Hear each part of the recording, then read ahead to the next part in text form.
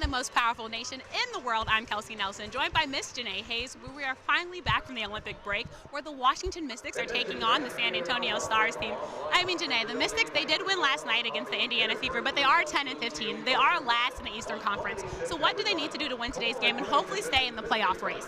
Well, I think it's imperative that they protect the ball, one, get defensive stops and rebound. That's always the catalyst for victories in the WNBA. I think that they also need to mesh as a team, because after that long 5-week break for the Olympics, they have to get back into their groove, knowing where people are going to be, and getting back into shape, because practicing is 10 times different than game competition.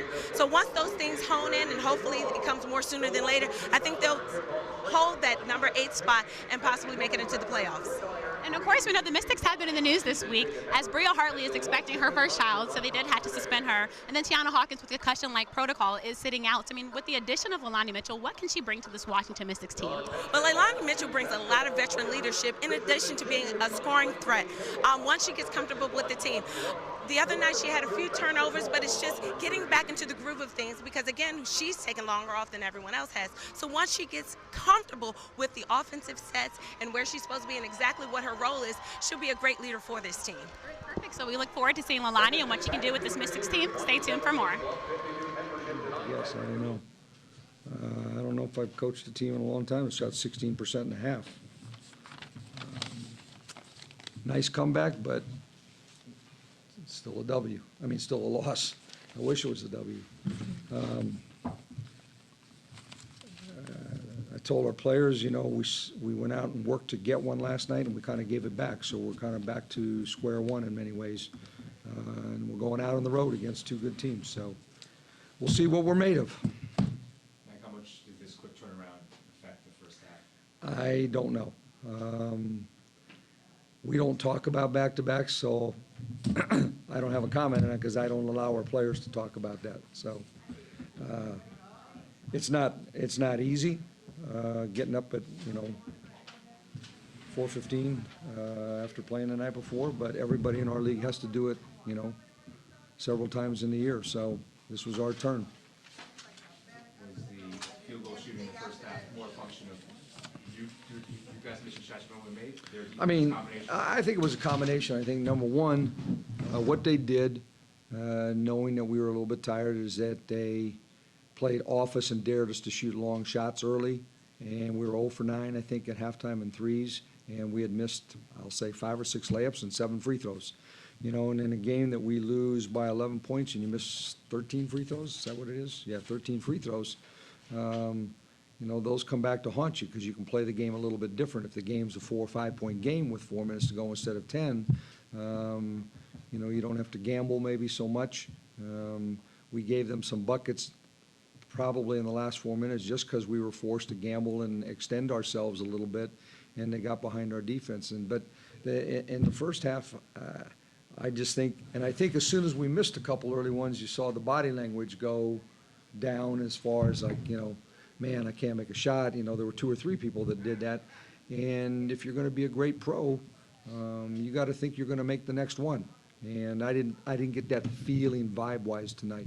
Coach, it's been, as you said, sort of tonight, you alluded to it a little bit, a tale of 2 halves. And then over the last 2 days as well, your guys' performance yesterday compared to today.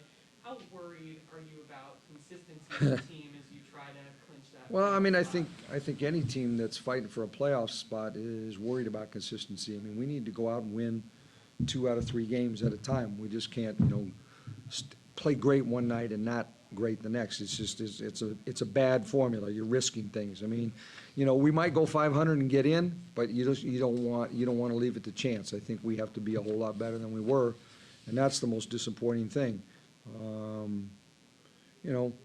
San Antonio has played very well against a lot of teams lately, without a lot of wins to show for it, except for us. And they played well down there against us. I thought they gave New York a great game the other night, and they're getting better. I mean, their young players have a chance to be really good, but our veteran leadership and experience, I was hoping would take over tonight a little bit, and it didn't. How much time were you able to get with the team during the Olympic break, and were you able to kind of regroup and work on some things? Well, we worked on a ton of things. We gave them 2 weeks off, and then we had full training camp. I mean, we had almost, 19, 20 days to get ready. And we gave them, practice 2 days, took a day off, practice 2, got into a normal rhythm. We got a lot of work done, and it showed last night, just didn't show tonight. And you obviously had some lineup changes with Bria out now, and then LaToya and Leilani, yeah. What are your thoughts on the 2 new additions, and when did you kind of find out that Bria was going to be at the same time? The Bria one was a surprise to me about, I don't know, not quite 2 weeks ago. She's known for quite a while. I did not. So, I mean, I don't know what more to say about it other than, now where she is in her pregnancy, I think, everybody felt, for her, and I mean, it's her choice to do this, but, you put yourself at some point in the middle of a pregnancy at risk, so, I don't have much more comment about that. We were working on getting Leilani from basically the start of the Olympic break. There wasn't a connection between her and Bria. That was being worked on anyway, and we knew LaToya would be back. We were just trying to figure out how to do the roster. And since Tiana Hawkins is out for a while, the one thing everybody can know is that at the midpoint of the season, whenever that was this year in July, every player's contract becomes guaranteed for the remainder of the season. So when you waive somebody like Tiana, she's not out in the cold. She's being paid for the rest of the season. And then, if and when she's cleared to play again, we'll talk about re-signing her too. We like her very much. But to make room on the roster, we had to do something. And there are parameters in replacing Bria, and Leilani's contract that we were doing didn't fit that parameter. So it's a lot of collective bargaining agreement stuff, but we're managing it. So. Okay, so first of all, congratulations on today's win. I mean, what went right for you? What did you feel about today's game? I mean, beating this good Mystics team that was in a playoff spot for the WNBA race. I mean, it feels good, but I came out relaxed. We had lost the game previous to this one, so we learned a lot of things from that game that we've lost, and we carried over to the hardwood today. And we just never panicked. We stuck together as a team. We sent them to the line too many times, so we had to adjust there. But we just all around just stuck together. And overall, how do you think the Olympic break helped your team prepare for today's game? We focused on ourselves. We had no games to worry about, so it was all about, the 12 people that are on the court. We're going to get better as a team and then carry it over out of the break. And last question, I mean, what did you learn from today's game to prepare you for your next game? That we're capable of doing these things, running in transition, playing, smart defense and running our offense, So we just got to carry it over. Like, we can do these things. It's just sometimes, we're not mentally there, and then we make mistakes, turnovers, and then it repeats one after the other. So if we, knock down on those mistakes, then we're a really good basketball team. Perfect. Thank you so much. Thank you. I'm here with former Bullet standout Monique Curry. Mo, coming out of the Olympic break, what were the goals for this team? We really used the Olympic break to kind of work on growing as a team. We have a lot of young players in San Antonio, so just a lot of skill work, a lot of building our chemistry, and just trying to get better with knowing each other and knowing how each other play. Being a 10-year vet, what wisdom did you instill upon your teammates? Not to get too down, you can the kind of season that we're having, it can be very discouraging, but to tell them to keep pushing, to keep working, that things will get better as long as you continue to just push yourselves and be positive, and don't worry about what's going on now. Just look for the future and things will be better. How receptive do you think that they are to your message? Are they relatively resilient? Yeah, I mean, we have some great young girls on the team. They're all they're really good people, and they're eager to learn new things. And I mean, they joke with me and call me grandma all the time, but I'm 10 years older than a lot of them, but they are very receptive to the things that I have to say. Moving forward in the rest of the season, you guys are pretty far out of or down in the playoff in trying to get a playoff berth, but what do you look to salvage from this season? Just to continue to get better every game. Like, we use the break to get better. I think this is our second game out of the break, and I think we've been better in each game, so we can continue to get better each game and finish the season as strong as we can. I think that'll be something to look forward to next season. Well, congrats with your win tonight. Good luck with the rest of the season. Thank you.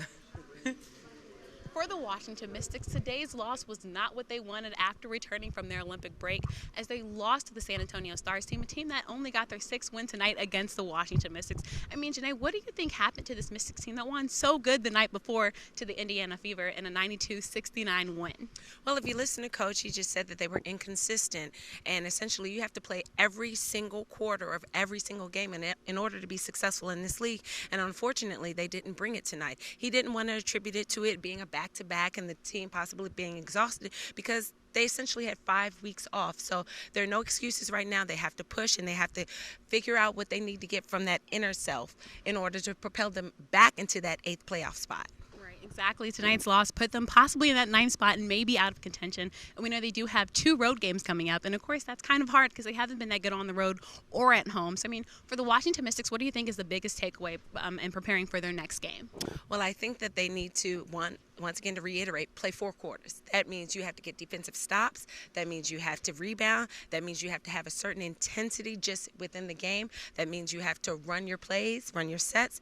And that means you have to rebound. All of those little things that we particularly take for granted in the whole scheme of the game, they must execute at a high level for the entirety of the game. Right, and completely. And you said the entire game. And I mean, at one point in the game, they shot 16%, which is obviously just unacceptable for a WNBA team to be shooting. But, I mean, Coach Mike Thibault said it best. They are still kind of in this race. They can hopefully win out the rest of their games in the month of September and hopefully be in that playoff spot. So, again, for the Roundball Report, I'm Kelsey Nelson with Janee Hayes. Stay tuned for more.